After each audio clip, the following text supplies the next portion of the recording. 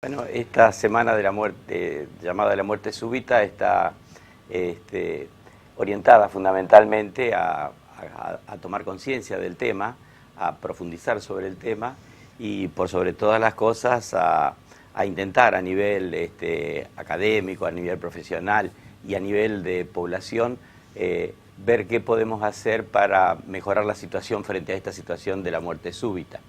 El tema de la muerte súbita es un tema controvertido, e inclusive es un tema de discusión en los ámbitos académicos, sobre todo sobre las cosas que hay que hacer.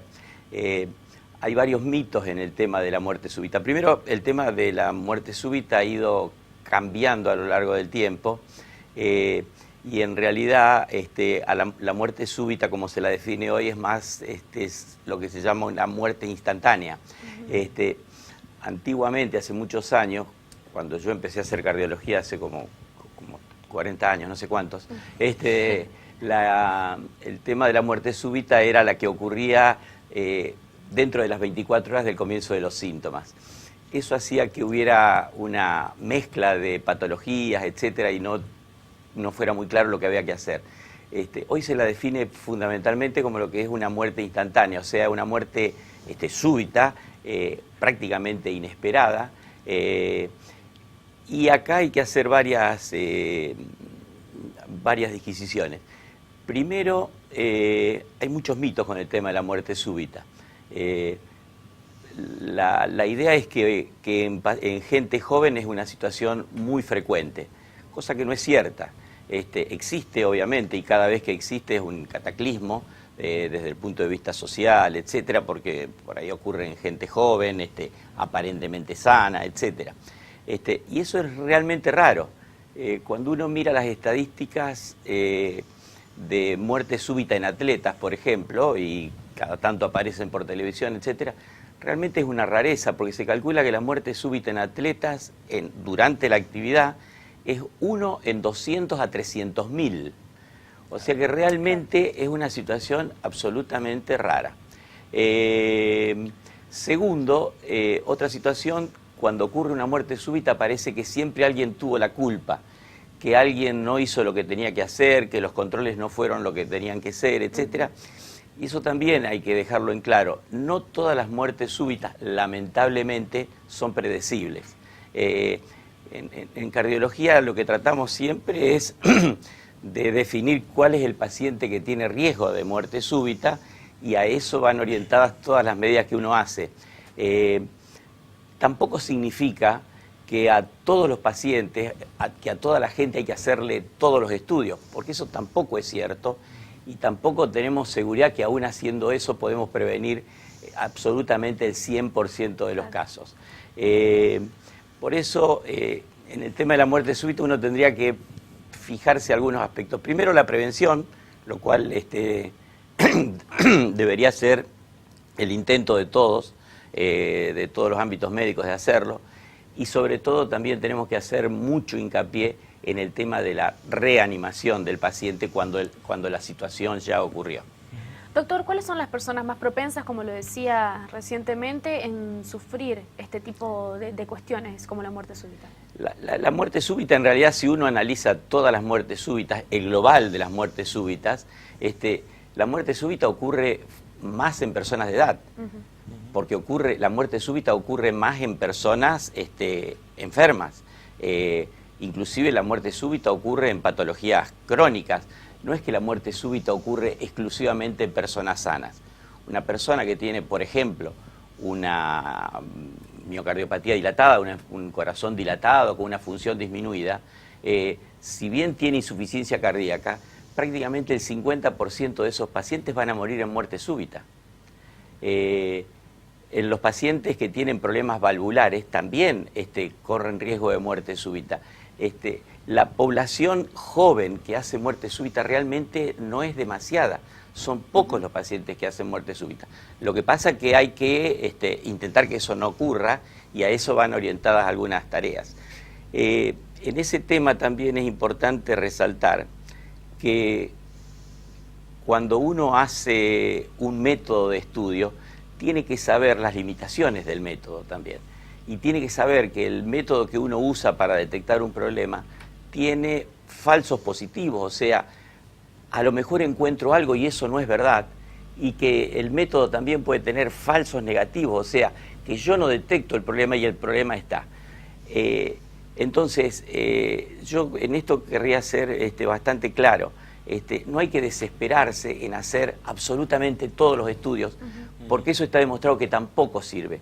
Los estudios hay que hacerlo de acuerdo a un orden que está bastante estipulado y que le diría que todos los cardiólogos y los clínicos conocen cuál es esa metodología. Doctor, queremos saber puntualmente, porque justamente esta semana, ¿no?, de lucha contra la muerte súbita apunta a concientizar a la gente sobre esta situación, y queremos saber cuáles son las consideraciones que se deben tener en cuenta, ¿no?, frente a determinados síntomas de las personas que están a punto de sufrir esta complicación. No es fácil. No es fácil porque a veces los síntomas pueden ser equívocos, a veces pueden no existir, pero uno diría que en la población joven que hace deporte y que hace un deporte intenso, uno diría que más que esperar los síntomas, uno debería hacer una consulta médica para ver si tiene algún problema. Anticiparse. Anticiparse. Y en eso también hay mucha discusión entre los ámbitos académicos americanos, europeos, es hasta dónde profundizo.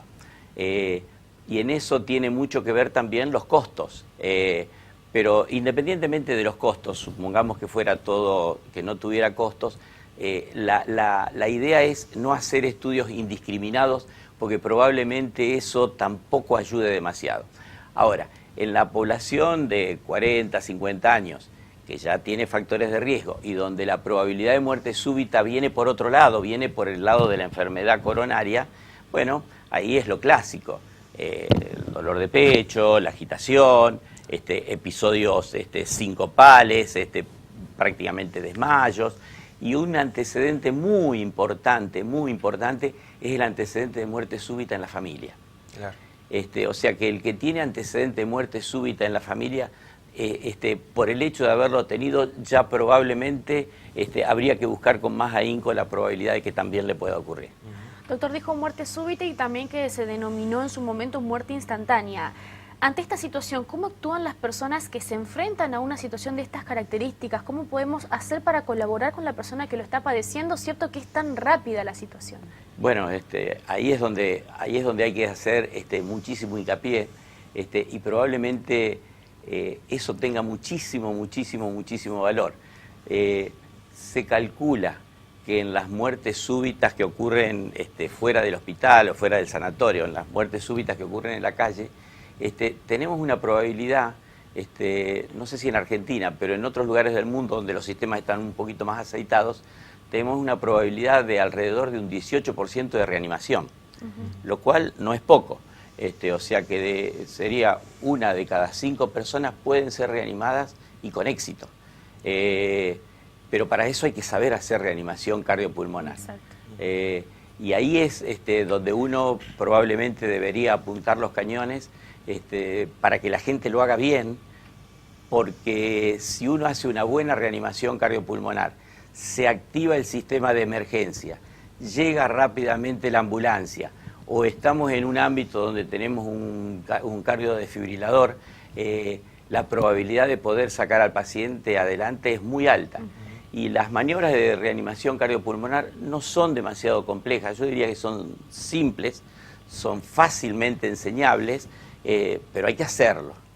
Yo doy clase en la universidad y en 5º año, y en 5º año pregunté a los alumnos cuántos habían hecho el curso de reanimación cardiopulmonar.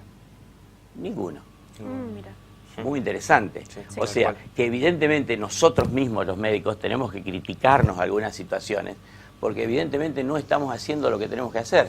Uno pretende que la policía lo sepa hacer, que los maestros lo sepan hacer, que los bomberos lo sepan hacer, pero aún en el ámbito médico también tenemos falencias que tenemos que mejorar. Probablemente todas estas semanas sirva para concientizar eso, ¿no? Doctor, hay cifras, ¿no? A nivel nacional se habla de unos 40.000 casos por año, ¿no? A nivel país, pero queremos saber, como jefe de cardiología del Hospital Cuyen, ¿cuántos son los casos que periódicamente concurren al hospital con estas situaciones? Digamos, ¿cuántas muertes súbitas se dan en Santa Fe? Lo que pasa es que ese número no está. Ese número no está, esa estadística no existe. Muchos pacientes ya llegan fallecidos al hospital, así que ese número no lo tenemos. Obviamente hemos tenido casos en el último año muy duros. Una chiquita que estaba haciendo actividad física en el Instituto de Educación Física, que fue reanimada con éxito. La reanimaron con éxito en el instituto, llegó al hospital, se siguió reanimando. Esa chiquita está muy bien. Y esa chiquita no tenía antecedentes y había sido estudiada profundamente y bien estudiada. Por lo cual, con esto uno no quiere alarmar a nadie, pero realmente hay casos de muerte súbita que son no detectables, por lo menos con la metodología que tenemos hoy. A lo mejor dentro de 50 años podrían ser detectables. Por eso siempre hacemos hincapié en la reanimación cardiopulmonar. Si la reanimación cardiopulmonar es exitosa, tenemos mucha probabilidad de éxito de poder sacar al paciente del paro cardiorrespiratorio. Doctor, por último, nombró esta suerte de concientización que tenemos que tener todos, de la mayoría que sepa realizar este tipo de trabajo como vemos en pantalla. Pero ¿qué pasa con la tecnología? Había nombrado, si no me equivoco, a los desfibriladores y que son muy importantes para este tipo de situaciones. Sí. ¿Cómo está Santa Fe en cuanto a este tema? Nosotros a nivel institucional le diría que muy bien, digamos, la parte de cardiodefibriladores a nivel de las instituciones es correcto. Ahora, ¿debería haber más cardiodefibriladores? Sí.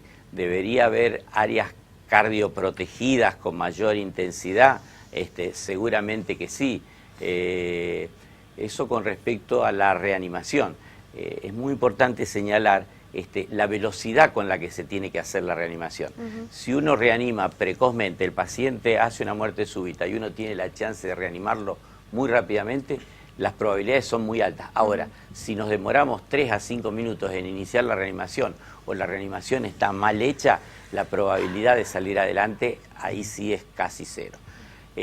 Con respecto a la tecnología en los pacientes que uno predice que pueden tener muerte súbita, bueno, existen una serie de posibilidades tecnológicas, cardiodefibriladores implantables que tienen los pacientes colocados, o sea que se le coloca un aparato que es como un marcapaso, por decirlo de alguna manera, que va leyendo en forma continua la actividad del corazón y en el momento que detecta algún tipo de arritmia grave que le puede condicionar muerte súbita, el aparato le hace un choque eléctrico interno y lo saca de la situación.